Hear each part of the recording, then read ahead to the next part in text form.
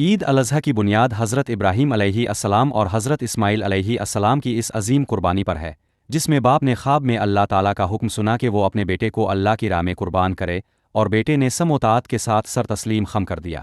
اللہ تعالیٰ کو ان دونوں کا خلوص اس قدر پسند آیا کہ قیامت تک کے لیے قربانی کو عبادت کا حصہ بنا دیا۔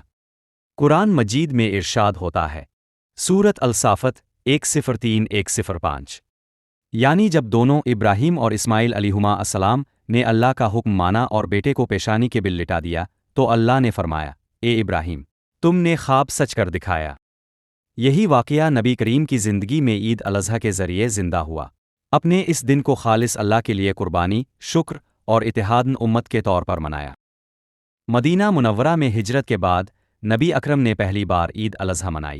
اپنے عید کی نماز کے بعد قربانی کی سنت ادا فرمائی، 2 بڑے سینگوں والے دمبے قربان کیے اور اللہ کا نام لیتے ہوئے خود ذبح فرمایا۔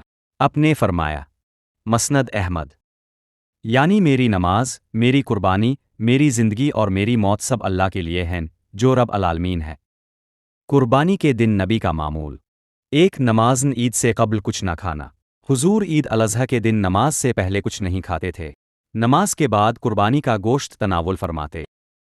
2 نماز عید کے بعد قربانی۔ اپنے فرمایا، جس نے نمازن عید سے پہلے قربانی کی وہ صرف گوشت کھا رہا ہے، قربانی نہیں کی۔ بخاری۔ 3 قربانی کے جانور کا انتخاب۔ اب بہترین، صحت مند اور خوبصورت جانور کا انتخاب کرتے تھے۔ سنت تھی کہ سینگدار، تندرست اور عیب سے پاک جانور قربان کرے۔ 4 ذاتی طور پر قربانی کرنا۔ نبی اکثر خود اپنے ہاتھ سے ذبح کرتے اور اللہ کا نام لیتے ہوئے تکبیر پڑھتے۔ بنسمن اللوان اللواء کابیرہ۔ 5 اپنے اور امت کے لیے قربانی۔ ایک موقع پر اپنے 2 دمبے قربان کیے، ایک اپنی طرف سے اور دوسرا اپنی امت کی طرف سے۔ حضور کی امت کے لیے ہدایات۔ نبی اکرم نے فرمایا، عید کے دن انسان کا سب سے پہلا عمل قربانی ہونا چاہیے۔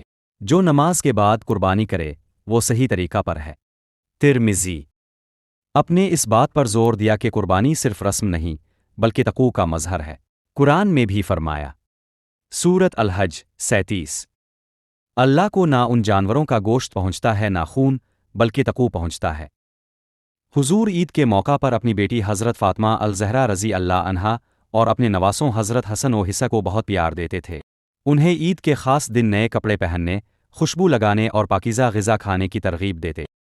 روایات میں ہے کہ اپنے ایک بار حضرت حسن اور حسین کو عید کے دن گود میں اٹھایا، ان کے ماتھے چومے اور فرمایا، یہ میرے پھول ہیں اور یہ جنت کے سردار ہیں۔ نبی اکرم نے عید کے دن سب سے زیادہ تاکید ان لوگوں پر کی جن کے پاس کچھ نہیں ہوتا۔ اپنے فرمایا، عید کا دن صرف تمہارا نہیں بلکہ ان یتیموں، بیواؤں اور محتاجوں کا بھی ہے جنہیں کوئی سہارا نہیں۔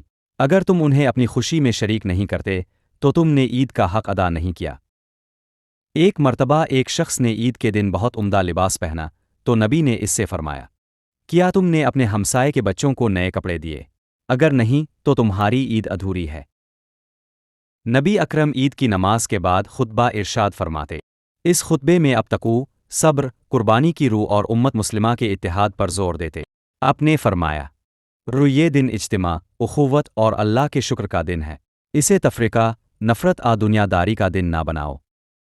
دلچسپ واقعہ: عید الاضحیٰ کے دن ایک چھوٹا بچہ گلی میں بیٹھا ہوا تھا، اس کے کپڑے پرانے تھے اور چہرہ غمگین۔ نبی نے اسے دیکھا تو دل بھر آیا، پوچھا، کیا تمہارے ماں باپ نہیں؟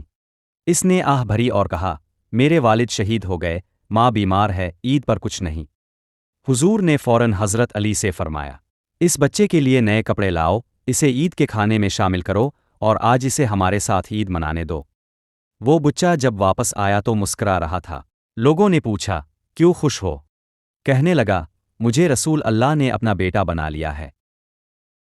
عید الاضحیٰ نبی کریم کی تعلیمات کا ایک عظیم نمونہ ہے جس میں عبادت، قربانی، اتحاد اور انسانیت کی خدمت سب شامل ہیں۔ اپنے اس دن کو صرف جانور ذبح کرنے کا دن نہیں بنایا بلکہ ایک روحانی انقلاب کا دن قرار دیا۔ ہم اگر چاہی تو اپنی عید کو سنت رسول کے مطابق گزار کر ایک نئی زندگی پا سکتے ہیں۔